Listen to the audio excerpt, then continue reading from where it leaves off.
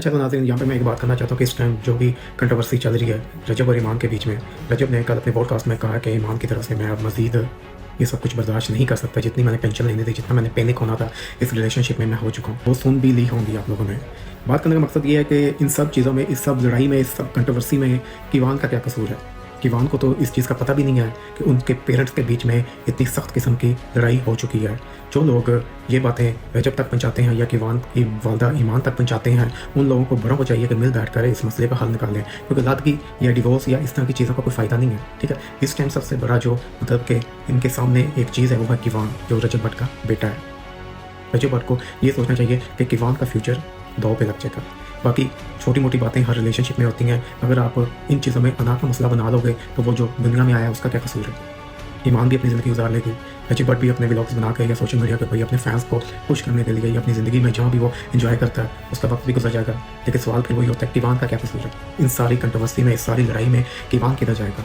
अगर ऊन शेख ने पॉडकास्ट के ऊपर आकर रजब की फैमिली के हवाले से या उसकी वालदा का नाम ले लिया तो ऊन शेख को भी चाहिए कि अपनी बहन का घर बचाए। अगर वो कहते हैं ना कि झुकने में अगर आपकी इज्जत चली जाती है तो रब ने फरमाया कि मुझसे ले लेना, तो ऊन शेख को भी बड़ापन दिखाना चाहिए और रजब भट्ट को तो इससे भी बड़ापन दिखाना चाहिए, क्योंकि जब से ये शादी हुई है माशाल्लाह बहुत अच्छे तरीके से हुई है, हर रस्म व रिवाज किए गए हैं और पाकिस्तान की नंबर 1 ये शादी थी।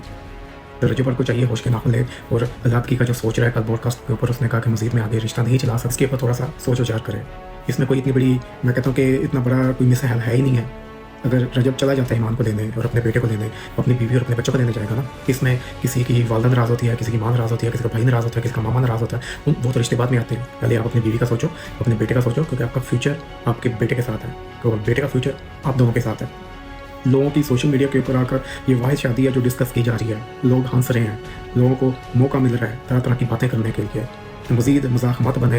मेरी जो पर्सनल राय है रजब और ईमान के लिए तो वो यही है, अपने सुलह कर लें और ईमान का सोचें। इसमें ईमान का बहुत ज़्यादा नुकसान हो रहा है, उस बेचारे को तो पता ही नहीं है, वो दुनिया में आया तो उसके साथ ये सब मसले मसाइल शुरू हो गए। देखा जाए रजब ने भी कौन सी कोई इतनी खास जिम्मेदारियाँ ईमान की पूरी की हैं। जब ईमान ने दुनिया पे आना था रजब कहाँ था, रजब भाई था, रजब को इधर होना चाहिए। चले जो भी मसले थे रजब के, ठीक है, हमें मानते हैं कि रजब के साथ कुछ मसले, कुछ केसेस चल रहे थे, लेकिन उसके बाद रजब को चाहिए था ईमान के घर जाता और अपने बेटे को मिलता और जो भी मामलात हम बैठ के हल करता और अपने बीवी और बच्चों को लेकर घर आता। आज सोशल मीडिया के ऊपर ये शादी हर उस बंदे के मुंह के ऊपर यही है कि आज टूट जाएगी, कल डिवोर्स हो जाएगी, आज लादगी हो जाएगी, अल्लाह ना करे कि ऐसा कोई मौका है। बाकी ईमान का सोचें। अगर मैंने बात गलत की है तो आप कमेंट में अपनी राय दे सकते हैं। इस टाइम सिर्फ और सिर्फ ईमान का फ्यूचर ईमान और रजब देखें, बाकी सबको छोड़ दें। सबकी नाराज़गियाँ, सबकी लड़ाइयाँ अपनी जगह, अपना घर बचाएं और उस बच्चे का सोचें।